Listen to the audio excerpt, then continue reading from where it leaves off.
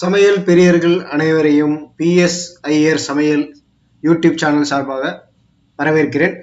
இன்னைக்கு நம்ம பார்க்க போற வீடியோ பதிவு என்னன்னு கேட்டீங்கன்னா, புடலங்காயை வச்சு டேஸ்டான எல்லாரும் விரும்பி சாப்பிடக்கூடிய ஒரு கூட்டு எப்படி செய்யறது அப்படிங்கறத அந்த வீடியோ பதிவுல நம்ம பார்க்க போறோம். அதுக்கு முன்னாடி நம்ம சேனலுக்கு இது வரைக்கும் நீங்க சப்ஸ்கிரைப் பண்ணலன்னா தயவு செய்து சப்ஸ்கிரைப் பண்ணிக்கோங்க. மேலும் அடுத்தடுத்து இது போன்ற சமையல் பற்றிய வீடியோக்களுக்கு உங்களுக்கு நோட்டிபிகேஷன் வந்துடும். அப்படியே பக்கத்தில் இருக்கிற பெல் ஐக்கானையும் கிளிக் பண்ண மறக்காதீங்க. இந்த புடலங்காய்ங்கிறது வந்து பார்த்தீங்கன்னா உடம்புக்கு ரொம்ப ரொம்ப நல்லது. அது ஒரு நீர்க்காய். இந்த கோடை காலத்துலலாம் வந்து பார்த்தீங்கன்னா அதிகமாக புடலங்காய், பரங்கிக்காய் போன்ற காய்களை சேர்த்தோம்னா உடம்புல தண்ணீர் தேவையை இது வந்து பூர்த்தி செய்யும். முதல்ல வந்து குக்கரை அடுப்பில் வச்சுக்காங்க. அதில் தண்ணீர் ஊற்றி 1 டம்ளர், அதாவது ஒரு 100 கிராம் இருக்கிற மாதிரி பாசி பருப்பு அதில் போட்டு ஒரு பாதி வேக விடுங்க.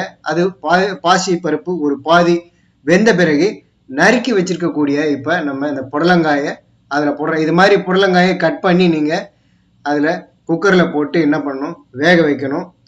குக்கரில் போட்டுட்டு அதை என்ன பண்ணணும், நீங்கள் மூடி வச்சிருங்க. அது ஒரு 2 விசில் வரைக்கும் இந்த குக்கரை விசில் விடுங்க. ரொம்ப விட்டுறாதீங்க, குழஞ்சி புடலங்காய் ஊறு தெரியாமல் போயிடும். ஒரு 2 விசில் விடுங்க. இந்த புடலங்காய் கூட்டுங்கிறது வந்து பார்த்தீங்கன்னா சின்ன குழந்தைகள்லேருந்து பெரியவங்க வரைக்கும் எல்லாரும் வெறுமனே சாப்பிடுவாங்க. சாப்பாட்டுக்கு தொட்டுக்கிறதுக்கு இல்லாமல் வெறுமனே சைட் டிஷ் மாதிரி, அதாவது ஸ்நாக்ஸ் மாதிரி சாப்பிடக்கூடிய அளவுக்கு இது வந்து டேஸ்ட்டாக இருக்கும். இப்போ இந்த புடலங்காய், பாசிப்பருப்பு ரெண்டும் குக்கர்லேருந்து எடுத்துட்டோம். விசில் ரிலீஸ் ஆகிடுச்சு. நல்லா வெந்திருக்கு இந்த புடலங்காயும் பாசிப்பருப்பும். இதை இப்போ திருப்பவும் நம்ம என்ன பண்ணுறோம், குக்கரில் வைக்கிறோம். வச்சு அதுக்கு ஒரு 2 ஸ்பூன் எண்ணெய் ஊற்றிருக்கோம். அதில் கடுகு, உளுத்தம்பருப்பு, கடலைப்பருப்பு போட்டு நல்லா வெடிக்க விடணும்.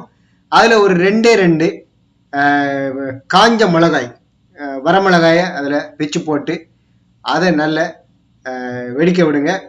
உளுத்தம்பருப்பும் கடலைப்பருப்பும் சிவந்த பிறகு அதில் இப்போ நம்ம வந்து கருவேப்பிலையை போட போகிறோம். கருவேப்பிலை போட்டு அது வெடிக்கணும்.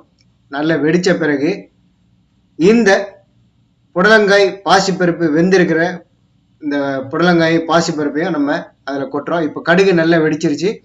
அதில் நம்ம இந்த புடலங்காயை, பாசிப்பருப்பு கலவையை வந்து அதில் கொட்டுறோம்.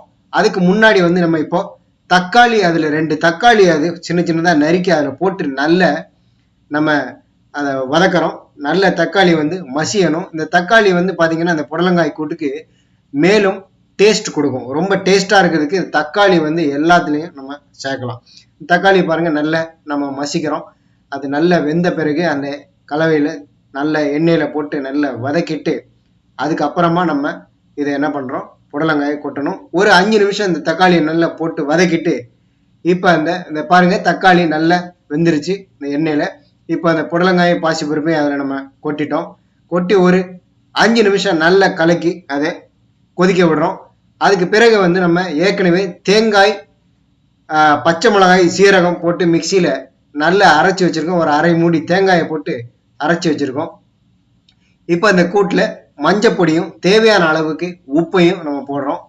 போட்டுட்டு இந்த தேங்காய் கலவையை நம்ம அதில் கொட்டுறோம். கொட்டி நல்லா கிளறி விட்டு ஒரு 5 நிமிஷம் அதை நம்ம இப்போ கொதிக்க விட போகிறோம். நல்லா கொதித்த பிறகு கடைசியாக நாம் அதில் வந்து பெருங்காயத்தூளை போடணும். அதுக்கு மறக்கக்கூடாது. பெருங்காயம் ரொம்ப டேஸ்ட் தரக்கூடியது. இப்போ இது வந்து நம்ம ஒரு 5 மினிட்ஸ் கொதிக்க வச்சுருக்கோம். நல்லா பாருங்கள் இந்த புடலங்காய், தக்காளி எல்லாமே வெந்துருச்சு. இப்போ பெருங்காயத்தூளை அதில் கொட்டுறோம்.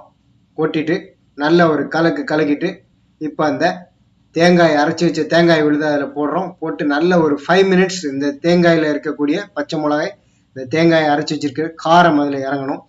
நல்ல டேஸ்ட்டாக இருக்கும். முடிஞ்சிட்டு இப்போ அந்த கூட்டு தயாரிப்பு அது பாருங்க, பார்க்கும்போதே நமக்கு சாப்பிடணும் போல இருக்கு. சாம்பார் சாதமாக இருந்தாலும் சரி, வத்த குழம்பு சாதமாக இருந்தாலும் சரி, வெறுமனையே இந்த புடலங்காய் கூட்டை நம்ம சாப்பிடலாம். குழந்தைகள்லேருந்து பெரியவர் வரைக்கும் விரும்பி சாப்பிடக்கூடிய அந்த கூட்டை நீங்களும் செஞ்சு பாருங்க. செஞ்சு பார்த்துட்டு வீடியோ பதிவு கீழே கமெண்ட் தெரிவிங்க. மறக்காம நம்ம சேனலுக்கு சப்ஸ்கிரைப் பண்ணுங்க. வீடியோ பிடிச்சிருந்தா லைக் பண்ணுங்க, ஷேர் பண்ணுங்க. மீண்டும் அடுத்து இது போன்ற ஒரு சமையல் வீடியோவில் சந்திக்கிறேன். அதுவரை உங்களிடமிருந்து விடை பெறுவது பிஎஸ் ஐயர் சமையல்.